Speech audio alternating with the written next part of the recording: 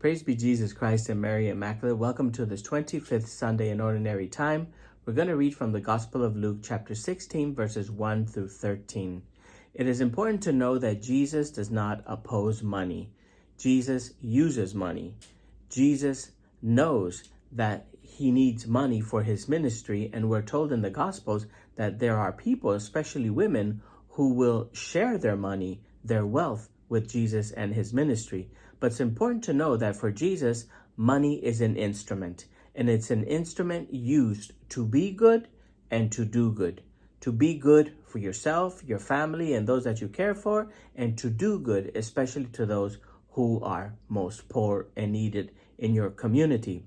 The problem is that money very quickly stops being an instrument of good, and it begins being something that we accumulate. It takes on a life of its own.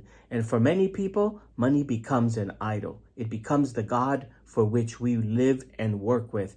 And it becomes a God that really many times requires sacrifice. Just think about how many friendships, how many marriages, how many families have broken up because of money problems. Money, when it stops being an instrument of good, becomes an idol that we worship and that requires sacrifice. Let's look at this very surprising parable that Jesus proposes in today's gospel. And it is surprising and difficult to understand because Jesus proposes as a model somebody who is dishonest. And it's so unlike Jesus. So let's see what it says. A rich man had a steward who was reported to him for squandering his property. First of all, this phrase, a rich man. This phrase, a rich man, appears 3 times in the Gospel of Luke. And all 3 times it is said and said in a very negative way. First, we read it in chapter 12, verse 16. We hear about the man who had a great harvest and was rich already and had a great harvest, and he didn't know what to do with everything that he accumulated. And instead of sharing with the poor, he said, I know what I'm going to do. I'm going to tear down my barns and grow even bigger barns so I can keep it all to myself. Looking at this selfishness, God says to him, you stupid fool, tonight I'm going to take your life from you. And then we see it this time that we're going to see in a second. And then in chapter 16, verse 19, we hear of another rich man. That rich man that is opposed to the life of Lazarus, a man who was selfish and just really wasn't concerned with the life of Lazarus, and he found himself outside of the salvation, outside of the realm of God. So all 3 times in the Gospel of Luke, when this phrase, a rich man, Jesus proposes this rich man as a very negative model. So what's he doing? What is this here? What is this that I hear about you, about your account? Prepare a full account of your stewardship, because you can no longer be my steward. And the steward said to himself, what am I going to do now that my master is taking this position of steward away from me? So he was sure of losing his job. And what does he do? He speaks about some limitations that he has. The first one is a physical limitation. I am not strong enough to dig, and so I'm not going to do that. The second one is a moral limitation. I'm too proud to beg. I'm not going to beg. I'm too proud of that. So this is moral limitation. So what does he do? He says, now I know what I shall do. So when I am removed from the stewardship, so he called onto those that owed money to his boss. He called his master's debtors one by one, and he said, I'm going to become friends with them so that when my master kicks me out for being dishonest, one of them is going to welcome me into their house. So what does he say? He says, how much do you owe my master? And he replied, 100 measures of olive oil. Now, this is an enormous amount of olive oil. Olive oil was not cheap then, just like it's not cheap today. And according to a theologian that I recently read, this amount of olive oil equals to about 1,000 denarii. And we know that 1 denarii was a 1 day's worth of wages. So this person owed this man 1,000 days worth of wages of oil. And he says, quickly, take this and write down 50. He cuts it by half. The second one, he says, how much do you owe him? And he says 100 cores of wheat. And again, the same theologian that I read in biblical commentaries says that this amount of money equals to about 2,500 denarii.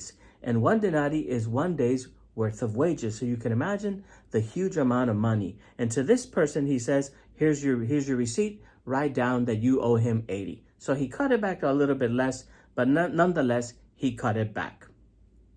What is it that Jesus is saying? Because this is what Jesus is praising, is the fact that this man became knowledgeable about what he was doing, and he knew how to use money for his benefit. He knew how to benefit from money.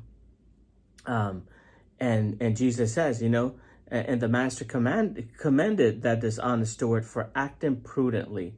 For the children of this world are more prudent in dealing with their own generation than are the children of light. Jesus is saying, the people who want to get ahead in life at whatever cost, the people who have only their selfish interests at hand, they know what to do. They know how to act. They know how to maneuver. They know how to work the system to always benefit themselves. And Jesus is saying, be aware that this is happening and use those same ways, use those same methods, not for selfish purposes, but to do good to others, right? And Jesus says this phrase, I tell you, make friends for yourselves with dishonest wealth. The rabbis in the Jesus time would always make a distinction between honest wealth and dishonest wealth. But for Jesus, wealth is riches. Riches are always dishonest. For Jesus, riches are always dishonest because they are always at the cost of a person not sharing with others who are in need. You would not be rich and you wouldn't accumulate such wealth if you had a generous heart, if you saw the needs of those around you. So Jesus doesn't make a distinction between honest and dishonest wealth. For Jesus, it's always dishonest wealth, because we are called to be generous and kind and merciful with others. Jesus then turns and reminds us that the person who is trustworthy in very small matters is also trustworthy in great ones, and that the person who is dishonest in very small matters is also dishonest in the great ones. Honesty is an important value for Jesus. If therefore you are not trustworthy with dishonest wealth, again, all riches are dishonest, who will trust you with true wealth? And here comes the central part of the message. Here where it gets really sticky. Jesus says, no servant can serve two masters. He will either hate one and love the other, or be devoted to one and despise the other. You cannot serve both God and mammon. You cannot serve both God and self-interest, or greed, or avarice, or money. And so many people, my friends, turn away from God on account of money. So many people trust more in wealth and riches and what can they accumulate than the providential care and loving concern of God. And Jesus is saying this parable to his disciples, but also to the religious leaders of his time. And the phrase that follows verse 13 is this: the Pharisees, who loved money, heard all of this and were sneering at Jesus. They were mocking Jesus. They were laughing at Jesus, not taking him serious because they knew their love of money. So Jesus is calling us this week to remember that money is an instrument used for good. And it's an instrument that is supposed to allow us to live life and to give life. In the moment that it becomes an idol for us, it actually requires our life. God bless you.